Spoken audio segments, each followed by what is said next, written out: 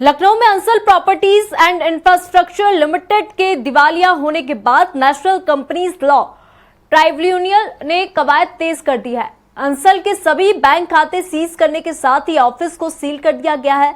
इसमें डेवलपर से 44 बिंदुओं पर दस्तावेजों के साथ जवाब देने को कहा गया। इस बीच अंसल के खिलाफ लखनऊ के बाद गाजियाबाद में भी अंसल के खिलाफ FIR दर्ज हुई है। गाजियाबाद विकास प्राधिकरण के सहायक अभियंता ज्ञान प्रकाश द्विवेदी ने क्रॉसिंग रिपब्लिक थाने में प्रणब अंसल, विकास यादव, अमित शुक्ला और अन्य के खिलाफ मामला दर्ज कराया है। आरोप है कि अंसल ग्रुप ने टाउनशिप नीति का उल्लंघन किया और डुंडा हेड़ा गांव में स्थित 99.75 एकड़ जमीन फर्जी दस्तावेज तैयार कर दूसरे लोगों को बेच दी। और अधिक अपडेट ले लेंगे, हमारे साथ घनश्याम जी लाइव है। घनश्याम जी, क्या कुछ अपडेट है? क्योंकि यहाँ पे अगर देखा जाए तो अंसल प्रॉपर्टीज में हाल ही में अभी FIR हुई है, और क्या कुछ अपडेट निकलकर सामने आ रही है? देखिए, इस पे कार्रवाइयां NCLT और सरकार ने दोनों ने तेज कर दी है। सरकार इस पे पूरी तरीके से हस्तक्षेप कर रही है। मुख्यमंत्री योगी आदित्यनाथ अभी हाल ही में जब विधानसभा सत्र चल रहा था तो भी इस बाबत जो है उन्होंने जानकारी दी और उन्होंने सख्त हिदायत भी दी। सख्त हिदायत के साथ उन्होंने साफ किया कि इस मामले में निवेशकों के जो पैसे हैं उसको डूबने से बचाना है, और यही नहीं, इसको जिन्होंने इसका नुकसान किया है, निवेशकों का पैसा लूटने की कोशिश की है, उस पर सख्त कार्रवाई भी करेगी सरकार। इसके बाद लखनऊ के बाद गाजियाबाद में अंसल ग्रुप और उसके जो चेयरमैन है, निदेशक है, उनके खिलाफ मुकदमा दर्ज किए गए हैं।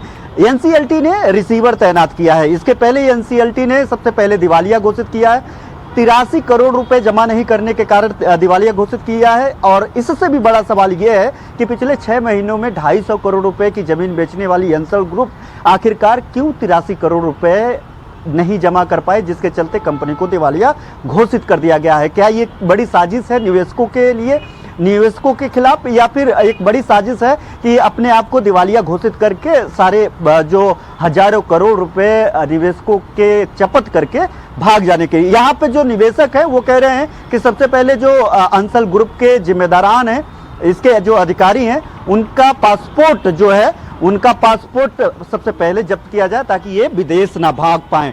दूसरी बात है कि अब इस पे कार्रवाइयों को लेकर के जो रिसीवर तैनात हुए हैं, 7 लोगों की टीम है जो रिसीवर की टीम बनाई गई है। उनको राजधानी लखनऊ भी वो आए हुए हैं। लखनऊ में सबसे पहले वो LDA ऑफिस गए। LDA ऑफिस में जाकर के उन्होंने सबसे पहले ये देखा कि जो भूखंड है, भूखंड की मौजूदा स्थिति क्या है। जो टाउनशिप नीति सरकार ने बनाई थी 2023 के पहले अलग टाउनशिप नीति थी, 2023 के बाद अलग टाउनशिप नीति है। लेकिन चूंकि ये 2005 से अंसल ग्रुप का जो है प्रोजेक्ट शुरू हुआ था, चाहे वो मायावती शासनकाल रहा हो, उसके पहले सपा का शासनकाल रहा हो, उसके बाद का सपा शासनकाल रहा हो, तो ऐसे जो तीनों शासनकाल में एक बड़ा जो है घोटाला किया गया और नियमों को ताक पे रखा गया। क्योंकि टाउनशिप नीति जब बनती है निसार, तो सबसे पहले ये कवायद की जाती है, ये ताकीद की जाती है कि आपने जमीन खरीद करके ही आप बेचने के योग्य हो पाते हैं। और ऐसे जितनी जमीनें अंसल ने खरीदी, उतनी जमीनें, उससे कहीं ज्यादा जमीनें उसने बेच दी निवेशकों को। अब जो प्रॉपर्टी जो होल्डर है, जो प्लाट लैंड के मालिक हैं, अब वो ये कई बार हुआ कि जब अंसल किसानों से या फिर जो वहां पे लैंड को एक्वायर करना था उनसे नहीं खरीद पाया, तो एक एक प्लाट को कई लोगों को बेच दिया और पैसे ले लिया। उसको लगा कि इन फ्यूचर हम खरीद पाएंगे, या फिर उनके अंदर भी ये धोखाधड़ी पहले से व्याप्त थी कि इस तरीके से एक प्लाट को 2-2, 3-3 लोगों को बेच करके फंसा देना है। अब 15-15 साल, 20-20 साल पहले लोगों ने जो रजिस्ट्री कराई और अभी तक उनको रजिस्ट्री नहीं मिल पाई है।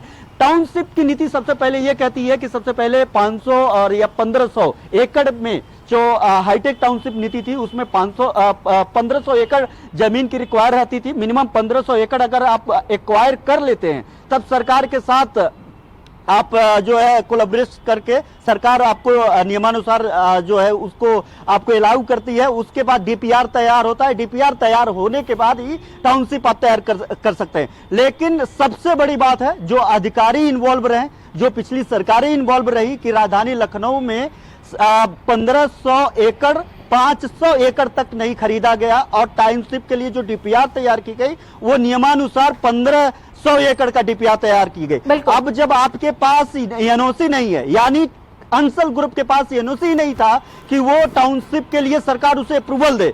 छोटे छोटे लाइसेंस के लिए जेल भेजने वाली जो अधिकारी हैं, अब सोचिए कि कितना बड़ा राजनीतिक प्रभाव के चलते मामले को नजरअंदाज कर दिया कि अंसल के पास जमीन ही नहीं और टाउनशिप के लिए डीपीआर को हरी झंडी दे दी। और एक के बाद एक ही नहीं, एक के बाद एक कई बार उसने विस्तार के लिए दिया, चाहे वो 2005 की सरकार रही हो और चाहे वो 7 के बाद की मायावती की सरकार रही हो, फिर समाजवादी पार्टी की सरकार रही हो। अब ये तो लिखा पढ़ी में, ये इसमें अब वही सब सारी मामलात पे अब जो रिसीवर तैनात हुए हैं, अब ये देखेंगे कि जो प्लॉट है उस प्लॉट को कितने लोगों को लिखा गया है, जो निवेशक है उसके लिए एक पोर्टल तैयार किया गया है। उस पोर्टल पे जाकर के जो निवेशक है अपनी जमीन, अपनी रजिस्ट्री को क्लेम कर सकते हैं। इसके अलावा जो एलडीए है, एलडीए ने फोरेंसिक जो है फोरेंसिक ऑडिट करने की भी तैयारी कर ली है। इसमें 2 चार्टर्ड अकाउंट की टीम लगाई गई है, वो ये बात देखेगी कि कहां कहां जमीनें हैं, कहां कहां तालाब की जमीनें हैं। सरकारी भूखंड को भी अंसल ग्रुप ने चारदीवारी चला करके